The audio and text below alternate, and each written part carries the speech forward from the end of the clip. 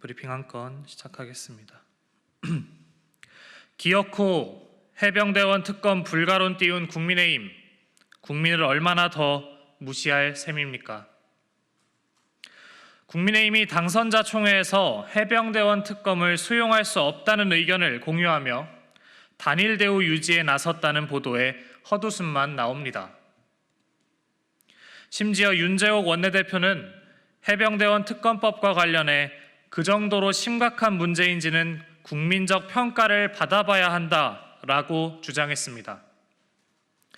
총선에서 국민께 혹독하게 심판받고도 민의를 거부하겠다니 용감한 것인지 무모한 것인지 알 수가 없습니다. 국가의 부름을 받은 청년이 지휘관의 부당한 지시로 인해 사망했는데 심각한 문제가 아니라는 말입니까? 우리 국민 3명 중 2명이 사건 책임자 엄벌과 수사외압의 진상규명을 명령하고 계십니다. 그런데 또 무슨 국민적 평가를 받자는 말입니까?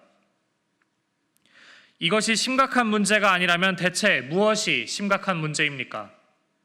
국민의힘은 끝까지 순직 해병의 유가족과 국민의 가슴에 비수를 꽂을 작정입니까?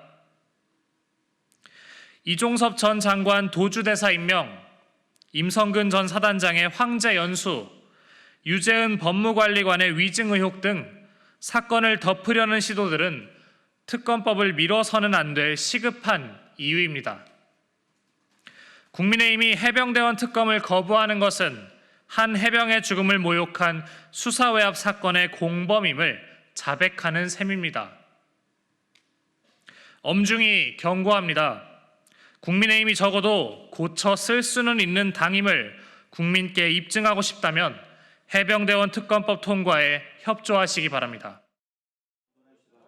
국민의힘이 최근 당선자 총회에서 이른바 최상병 특검 불가론으로 가닥을 잡은 것과 관련해 이준석 개혁신당 대표는 다들 양심을 잃어가는 거냐며 이럴 거면 왜 보수정당을 자처하냐고 비판했습니다. 이 대표는 자신의 SNS에 여당이 최상병 특검 불가론을 내부에서 공유했다는 내용의 기사를 첨부하며 안타깝게 순직한 해병대 용사를 위해 진실 규명하자는 이야기에 이렇게 방어적으로 나올 것 같으면 왜 안보정당, 보수정당을 자처하냐고 지적했습니다. 그러면서 단일 대우로 다들 양심을 잃어가는 거냐며 최상병 가족의 마음, 박정훈 대령의 마음이 한 번만 되어볼 수는 없는 거냐고 되물었습니다. 앞서 국민의힘은 지난 22일 열린 당선자 총회에서 최상병 특검법이 부당하다는 내용을 공유한 것으로 알려졌습니다.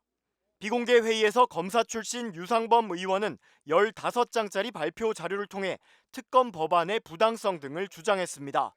2021년 개정된 군사법원법에 따라 군사경찰엔 수사권이 없고 박 대령이 진행한 조사는 경찰의 의견 제시를 위한 기초조사에 불과했다며 애초에 직권남용죄가 성립될 수 없다는 등의 논리였습니다.